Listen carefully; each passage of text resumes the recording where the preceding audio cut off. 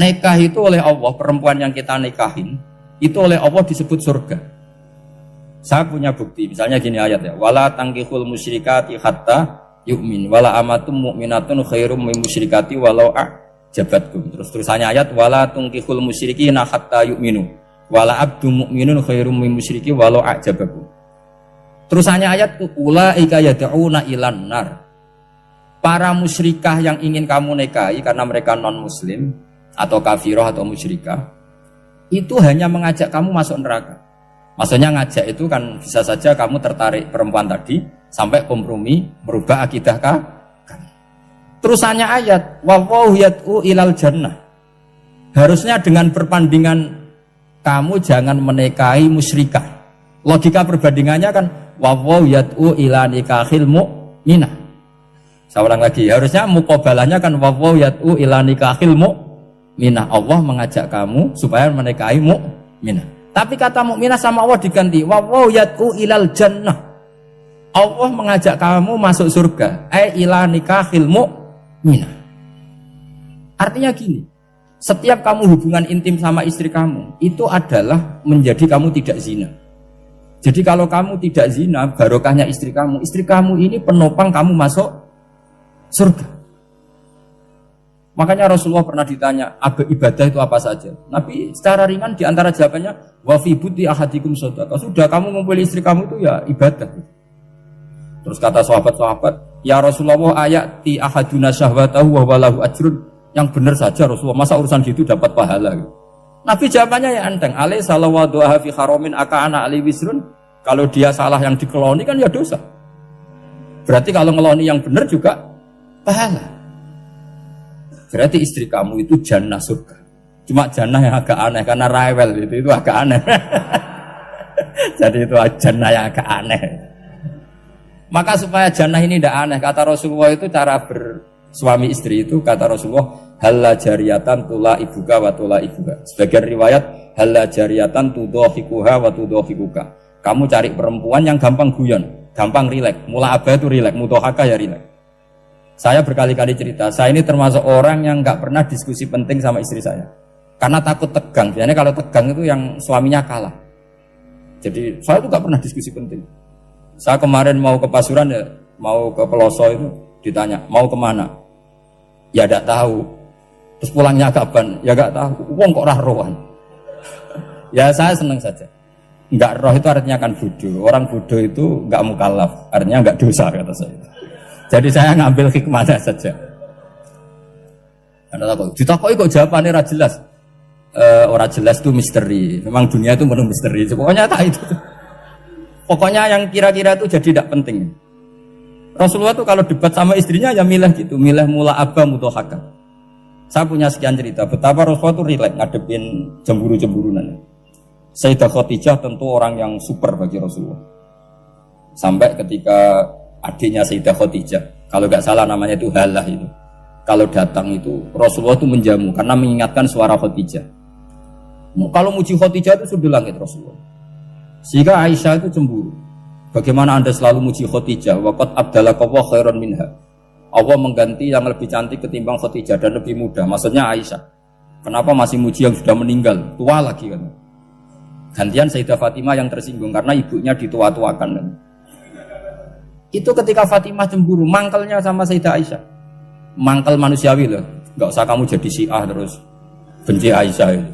Karena kalau kamu jadi benci Aisyah berarti kamu nganggap Aisyah itu salah. Dan itu efeknya di Rasulullah, berarti Rasulullah milih istri yang salah. Makanya kita ini madzhabnya ahli sunnah. Abu Bakar tidak mal'un. Kenapa tidak mal'un? Kalau kamu bilang Abu Bakar mal'un berarti Rasulullah salah pilih teman. Umar tidak mal'un karena Rasulullah pasti milih teman yang benar. Begitu juga milih istri yang benar. Dalilnya tidak usah jauh-jauh. At-thayyibatu lit-thayyibi. At-yabut thayyib tentu Rasulullah. Berarti istrinya pasti thayyibah. Jadi madzhab Ahlussunnah dalam madzhab sing jelas-jelas min baini farsi wa damil labanan khalisan sa'iwal lisya. Jadi kalau kamu cari logika gampang saja. Nabi itu thayyib, bahkan at-yabut thayyib. Padahal kata Allah at-thayyibatu lit-thayyibi. Ya jelas ya. Jadi ini tidak usah dimasukkan hati tentang konfliknya Aisyah dan Fatimah, itu biasa saja. Yang satu bela ibunya, yang satu bela dirinya. Sebenarnya Aisyah itu nggak niat ngeritik Khadijah, ingin diperhatikan Rasulullah saja. Terus ketika Sayyidah Fatimah matur ya Rasulullah saya supaya ngalahkan Aisyah itu gimana? Karena ibu saya sudah meninggal ya memang cantik dia, muda dia. Dan tahu betul orang kalau Nabi itu sangat mencintai Aisyah. Kata Rasulullah bilang gini saja, tetap hebat ibu saya. Karena ibu saya dapat Rasulullah rondo untuk Joko. Kowe ayu kaya apa iku untuk dudo. Jadi rileks saja Rasulullah. Akhirnya ya semenjak itu enggak ngeritik lagi, bahaya ini kalau ngeritik. Khadijah itu kan sudah umur 40 tahun. Janda dapat Joko.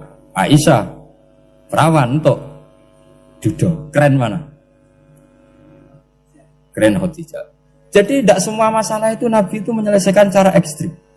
Nabi itu biasa mula apa? Santai rileks.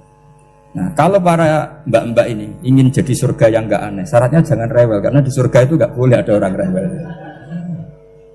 Tapi kalau enggak rewel sementara suami kamu enggak bener, ini namanya goblok. Maka kata Mbah Mun kalau ngijazahi santri-santrinya, "Cung bojomu kudu rewel, enggak ngono fakir," kata Mbah Mun.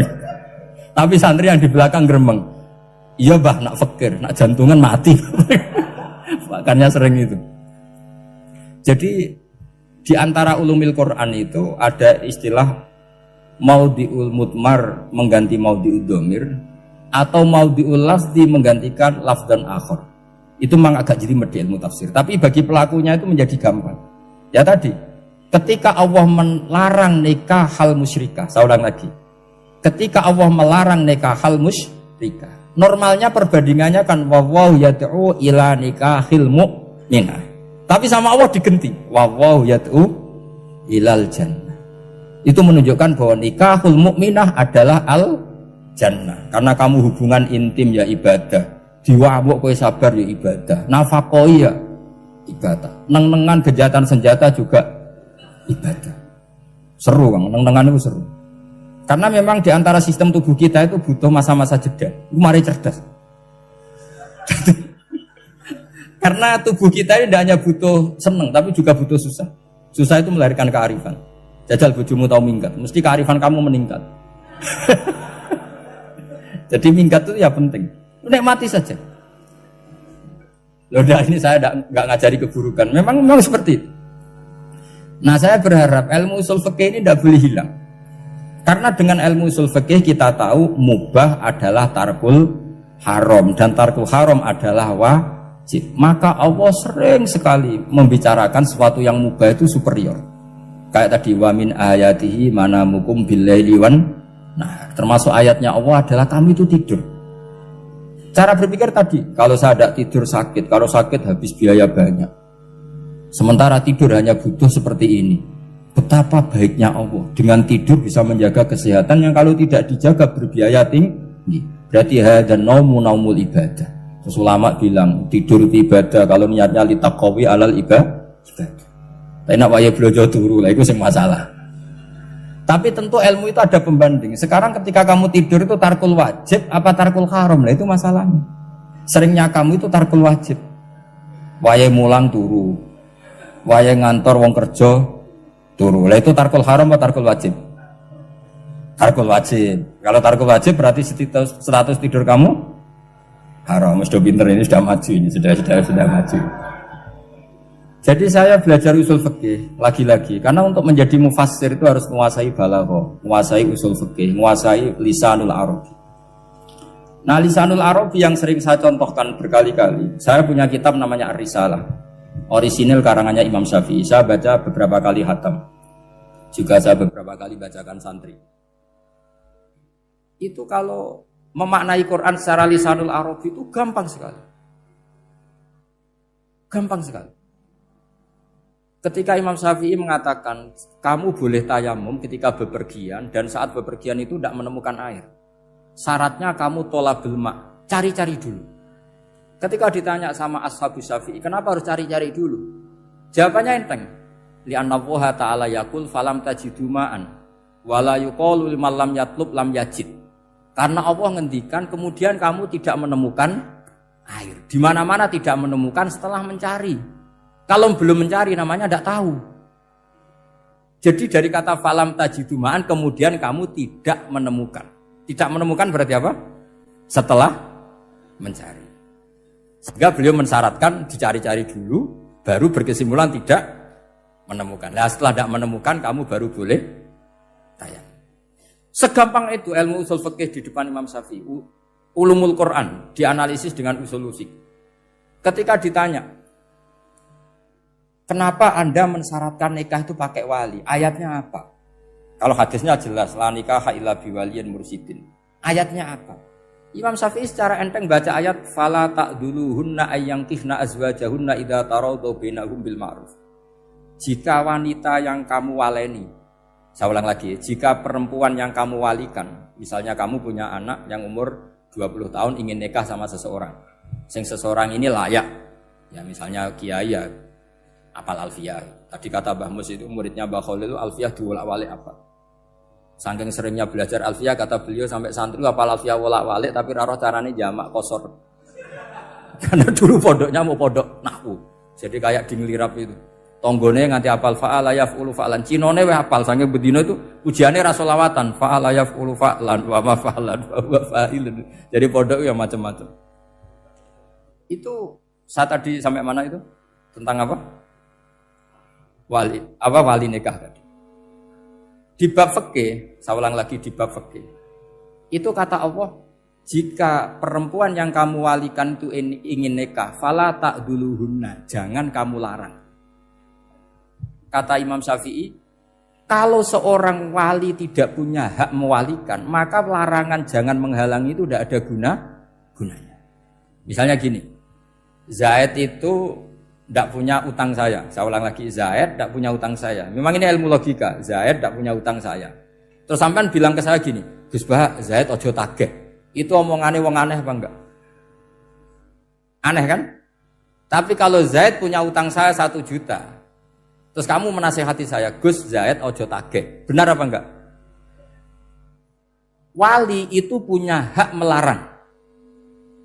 Saya ulang lagi, wali berarti punya hak melarang putrinya tidak nikah.